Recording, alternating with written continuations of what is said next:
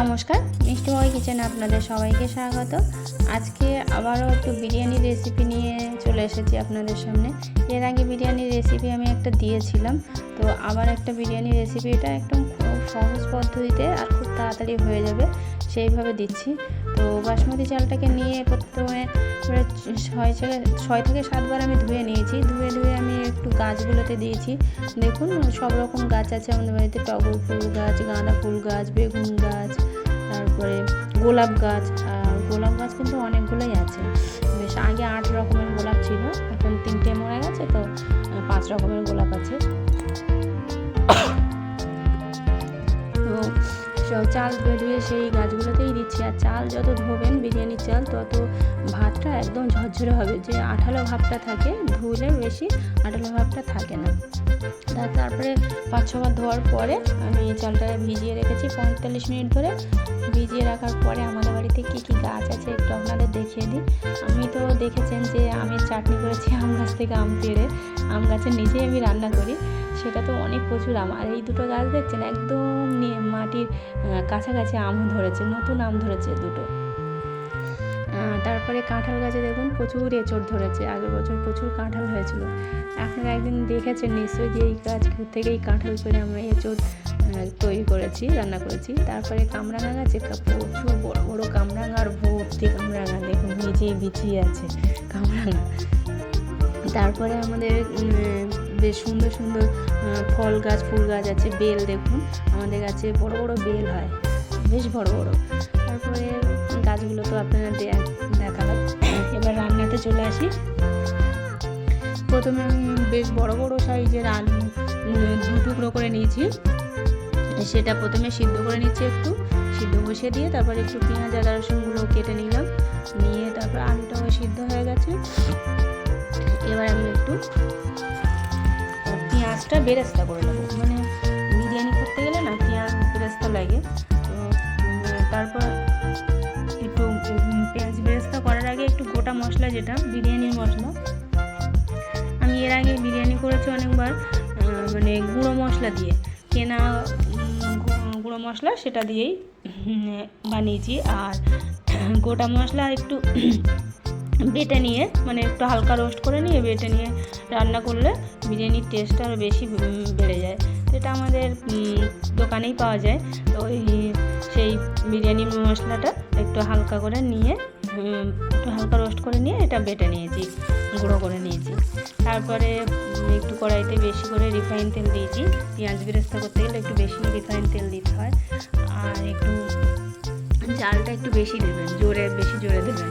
আর যখন একটু পেঁয়াজগুলো একটু হালকা লাল লাল হয়ে যায়, মানে অর্ধেকটা ভাজা হয়ে যাবে, তখন একটু হালকা জাল দিলে তাহলে লালচে ভাবটা আসবে। আর নাহলে বেশি জোরে থাকলে তখন আবার কালচে ভাব হয়ে যাবে পেঁয়াজটা।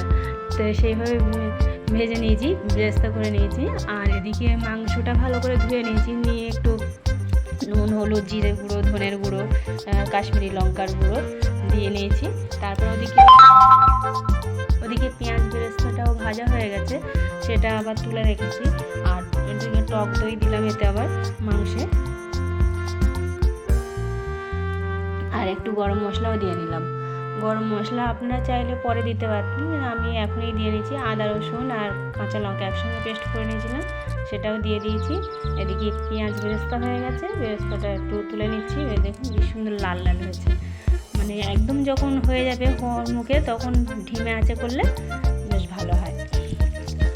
আর পেঁয়াজ বেরেস্তাটা তুলে ওতে যে আলুটা সিদ্ধ করে রেখেছিলাম সেটাকে আমি ভেজে নিচ্ছি। একটু সামান্য নুন আর হলুদ দিয়েই ভেজে নেবো, কোনো কালার ইউজ করব না আজকে।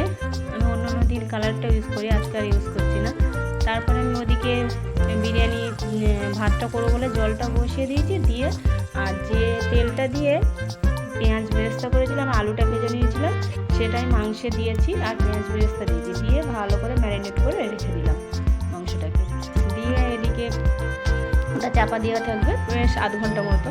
আর এদিকে জলটা ফুটছে যখন, তখন আমি একটু গোটা মশলাগুলো, মানে স্টার এনিস, লবঙ্গ, দারচিনি, এলাচ, তেজপাতা, এগুলো আমি দিয়ে দেবো।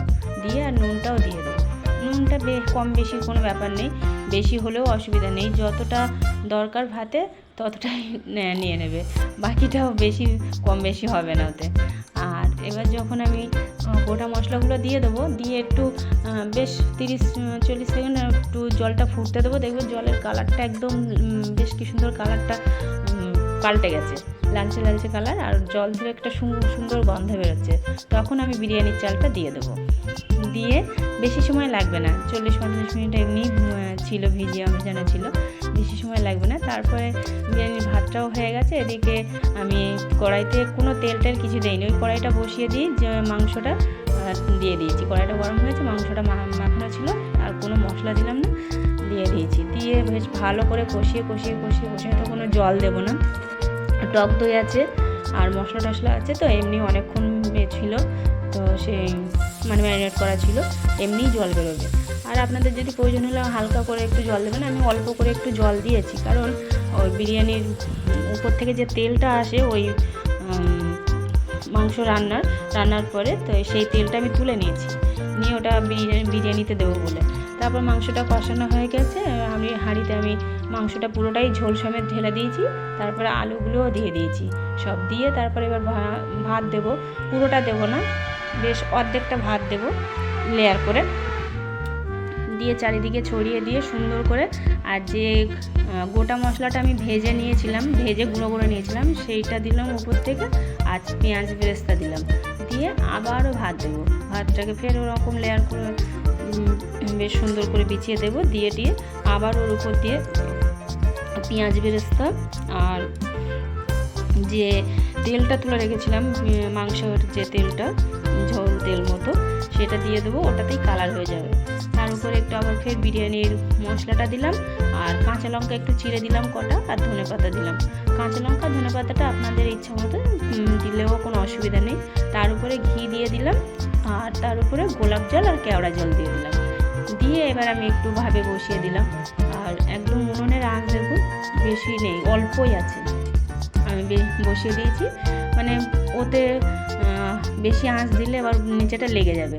তারপরে একটু উপর থেকে একটা ইট দিয়ে দিয়েছি যাতে থাকে, তো আমি 20-25 মিনিট পরে এটা নামিয়ে নিয়েছি।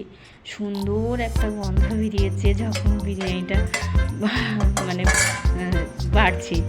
বার করছি, তো সুন্দর, কালারটাও খুব খারাপ আসেনি, কোনো কালার ইউজ করিনি, আর মাংসটা দেখুন একদম ছেড়ে আসছে, খুব সুন্দর ছেড়ে আসছে মাংসটাও, জাস্ট কি সুন্দর ভালো হয়েছে, নরম হয়েছে। আর বিরিয়ানিটা সত্যি কথা বলতে কি অসাধারণ হয়েছে। তবে এটা খুব সহজ পদ্ধতিতে, কোনো বিরিয়ানির গুঁড়ো মশলা, কোনো কালার এসব কিছু ইউজ করিনি।